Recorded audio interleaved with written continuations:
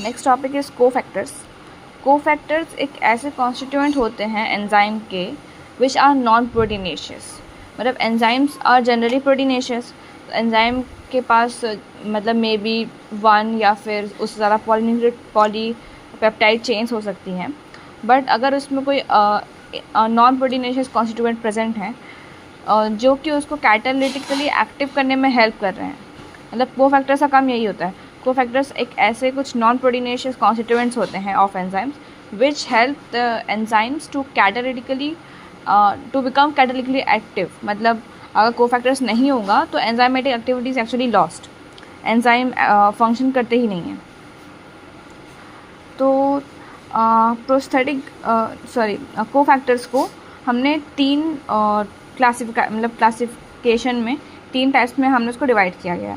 एक है prosthetic groups, दूसरा है कोएंजाइम्स एंड तीसरा है मेटल आयंस। जिसमें से प्रोस्थेटिक ग्रुप एंड कोएंजाइम्स ये दोनों होते हैं organic, while metal ions are actually inorganic. तो सबसे पहले प्रोस्थेटिक ग्रुप को देखते हैं।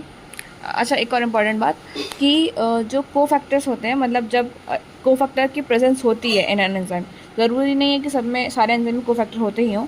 जिसमें कोफैक्टर होते हैं उसमें जो उसका प्रोटीन पार्ट होता है, एंजाइम का protein part, it is known as apoenzyme, और दूसरा वाला कोफैक्टर। हाँ, और फर्स्ट है प्रोस्थेटिक ग्रुप्स।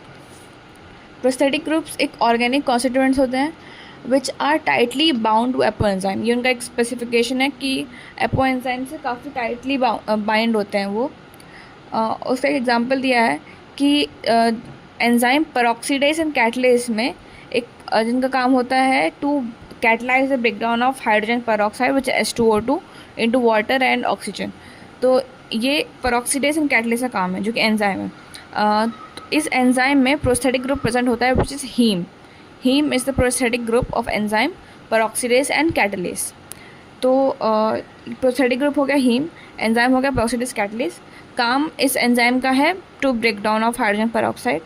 और हीम जैसा कि एक ग्रुप है जैसे which is tightly bound to apoenzyme, तो haem is actually the part of active side of enzyme. मतलब जो एंजाइम का एक्टिव साइड होगा, हीम वहीं कहीं मतलब उसी पे प्रेजेंट होता है, लाइक तो it's a part of active side.